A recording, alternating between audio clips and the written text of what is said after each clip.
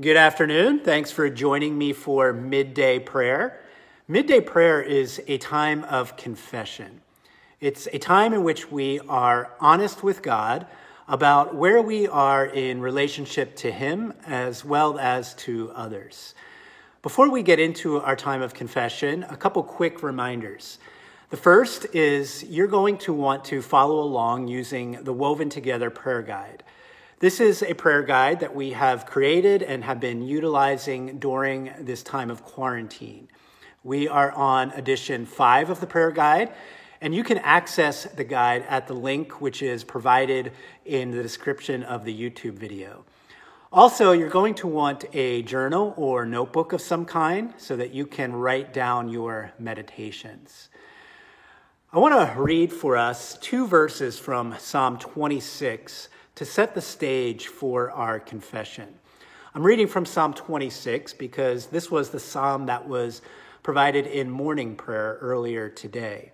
I'm going to read verses 2 and 3 of Psalm 26.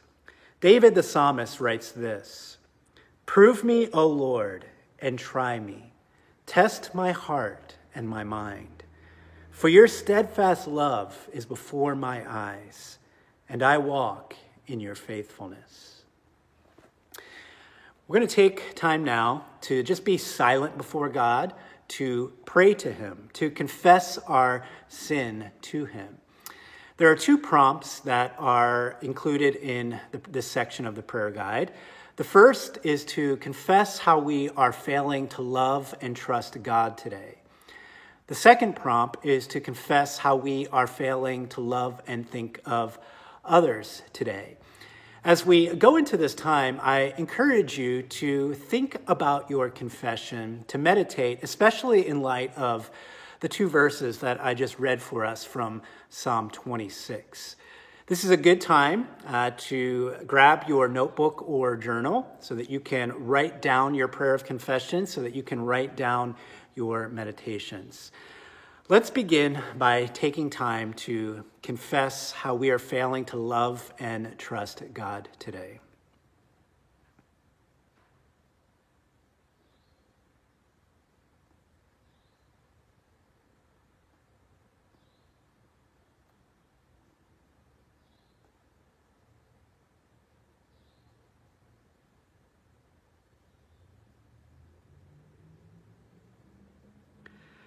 Let's transition into confessing how we are failing to love and think of others today.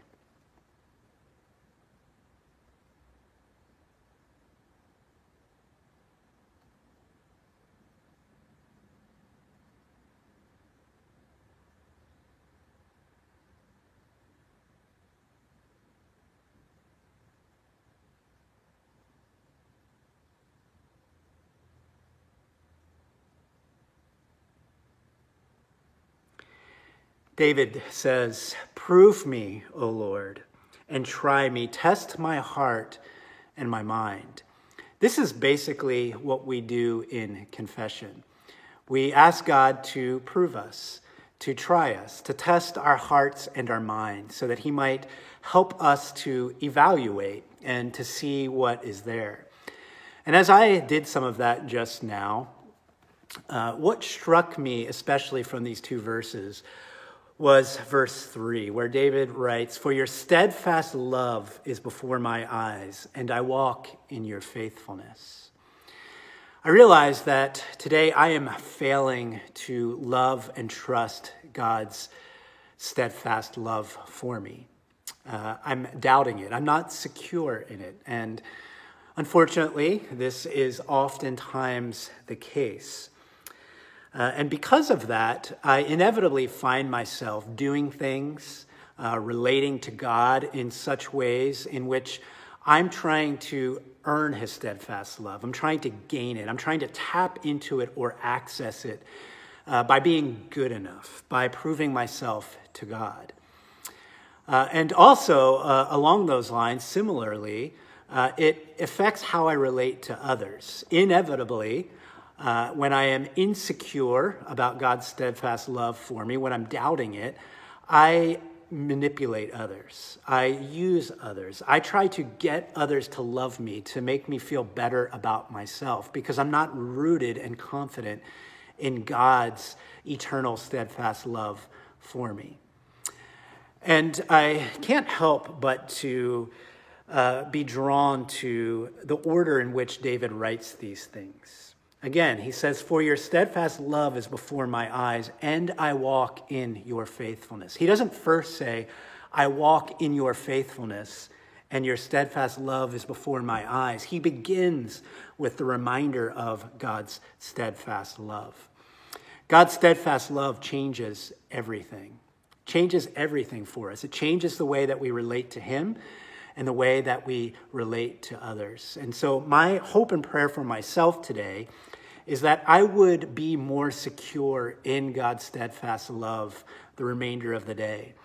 That I would remember that I have access to God's steadfast love, that it is mine, not based on anything that I have done or need to do today, but it's based on the fact that Jesus did it all for me. Jesus performed on my behalf. He earned the steadfast love of God for me. And so I can relate to God the remainder of the day in freedom, and I can relate to others freely, loving them without needing anything in return. Before we end our time together of midday prayer, I want to read for us the assurance of forgiveness from the prayer guide. This assurance comes from Jeremiah chapter 31, verse 34. It says this: "I will forgive their iniquity, and I will remember their sin no more." Brothers and sisters, may you go forth the remainder of today believing this truth, believing that God in Christ has forgiven your iniquity. And because of that, he no longer remembers your sin. He does not hold it against you. And I pray that you wouldn't hold it against yourself, but that you would rest in God's steadfast love for you. And that by the overflow of that steadfast love, you would love those around you today freely. Thanks for joining me. I look forward to being with you next time.